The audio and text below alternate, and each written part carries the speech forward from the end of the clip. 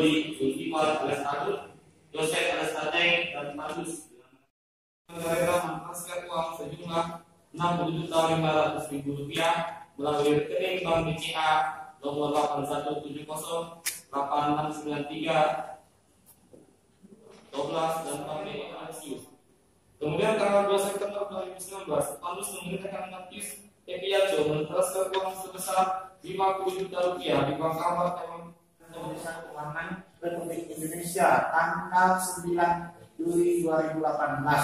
Fotokopi lampir yang disebabkan 48 kepala desa telah melakukan perbuatan diskresi yang mana perbuatan tersebut menurut hukum tidak dipidana karena dikarenakan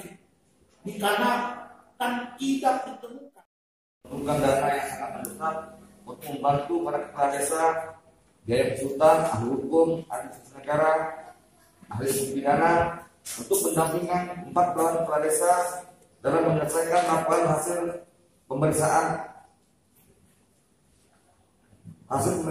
Indonesia tanggal 9 Juli 2019 serta menyiapkan advokasi hukum untuk membantu para kepala desa dalam pemeriksaan penyidik kepolisian daerah Kalbar terkait penggunaan uang bantuan tahun 2017. Dibenarkan saksi Obaja selaku sekretaris daerah Kabupaten Kaya yang ikut serta dalam rapat pada tanggal 28 Agustus 2019 yang dihadiri oleh Marsidi selaku kepala bidang anggaran BPKAD Kabupaten Kaya, Agustinus C selaku PLT Asisten 3 dan Yanus selaku sekretaris Kabupaten Kaya membahas dan lanjut hasil pemeriksaan Badan Pemeriksa Keuangan RI terhadap dana bantuan keuangan kepada pemerintah desa tahun 2017. Serta pula sedang diproses oleh penyidik kepolisian daerah Kalbar stasiun daerah Kabupaten Kaya yang ikut serta dalam rapat tanggal 30 Agustus 2019 bertempat di ruang Sekda Kabupaten Kaya dihadiri Kradus selaku kepala PKD PSDM Kabupaten Kaya, Kim Samsudin selaku kepala Bapeda Kabupaten Kaya, Agustus Naun selaku wakil Bupati Bengkaya, Marsini selaku kepala bidang anggaran PKD Kabupaten Kaya, yang mana selama tersebut Alexius dan Agustinus yang diminta terdakwa untuk mencari dana cadangan masing-masing sebesar Rp5 juta dan diserahkan kepada terdakwa tanggal 2 September 2019 dan bahkan niat terdakwa tersebut bukan untuk kepentingan pribadi, yakni telah mengembalikan uang pinjaman tersebut sebagaimana surat Pandus Yosef alias Ateng, Rodi Zulkifli alias Adut pada tanggal 7 Maret 2020 yang ditujukan kepada terdakwa sebagaimana isi surat pada poin 1 menyebutkan. Tahap pertama dikembalikan pada tanggal 5 Maret atas nama Pandus sebesar Rp25 juta, atas nama Yosef alias Ateng Rp25 juta, atas nama Yosef alias Ateng Rp25 juta, atas nama Rodi sebesar Rp30 juta, dan atas nama Zulkifli pada tanggal 7 Maret 2020 sebesar Rp50 juta. Dan poin 2 menyebutkan tahap kedua dikembalikan pada tanggal 24 Maret 2020 kepada Pandus melalui jaksa.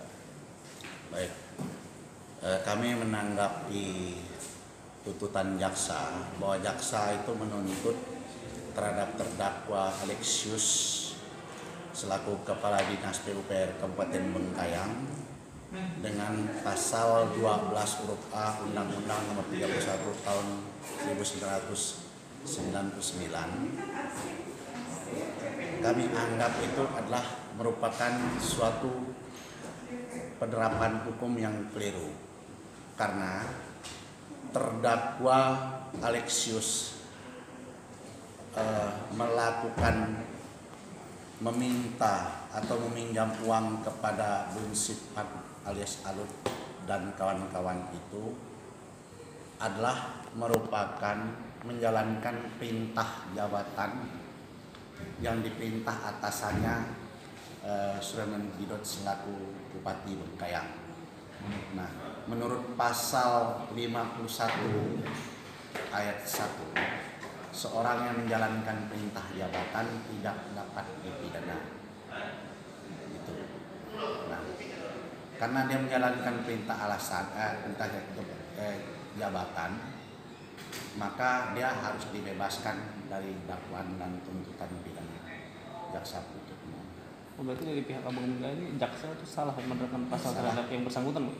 Salah dalam penerapan peraturan tindak pidana pasal 12 huruf A Undang-Undang Tindak Pidana Korupsi itu salah penerapan hukumnya, karena jaksa penuntut umum tidak ada mengajukan satupun alat bukti berupa hasil audit bahwa telah terjadinya kerugian keuangan negara. Itu satu. Terus yang kedua, tidak ada ditemukan fakta hukum bahwa adanya pekerjaan proyek yang dikerjakan oleh Bun Sipat dan kawan-kawan selaku yang memberi uang.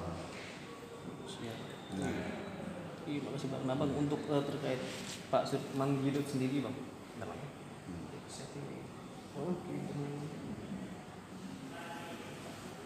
Manggido pembelaan kita seperti apa sih Bang? Tadi juga ternyata Pak Surya juga melakukan pembelaannya sendiri Bang.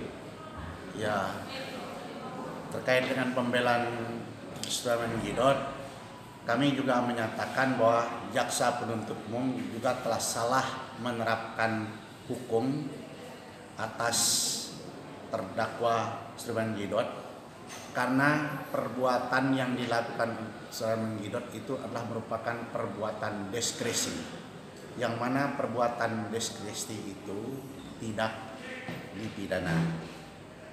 Nah, itu satu.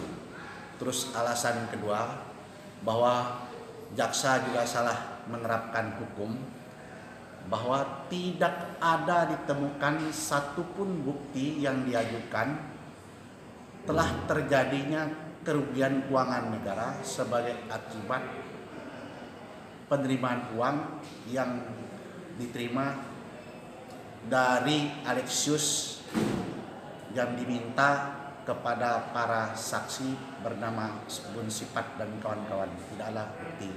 Nah, itu yang kedua. Terus yang ketiga, bahwa tidak ada satupun hasil audit berupa ada kerugian keuangan negara yang diajukan oleh jaksa penuntut umum terkait dengan terdapatnya kerugian keuangan negara atas dakwaannya tersebut.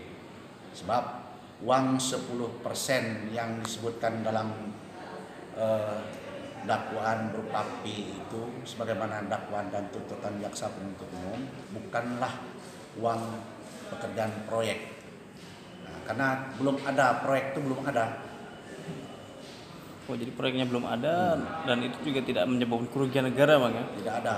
Karena roh daripada undang-undang tindak pidana korupsi sebagaimana dalam pertimbangan terbentuknya undang-undang, yaitu pada huruf A dan huruf B, yaitu di mana huruf A harus ada kerugian keuangan negara, terus huruf B-nya harus ada terhambatnya pelaksanaan pembangunan. Itulah roh, karena tidak ada fakta hukum yang menunjukkan bahwa adanya pekerjaan proyek, adanya kerugian keuangan negara hasil audit yang dilakukan oleh BPK RI, maka secara hukum bahwa jaksa penuntut umum telah keliru dalam menerapkan ketentuan tindak pidana korupsi terhadap terdakwa Surya Manggido, sehingga beliau harus dibebaskan dalam dakwaan dan tuntutan jaksa penuntut umum.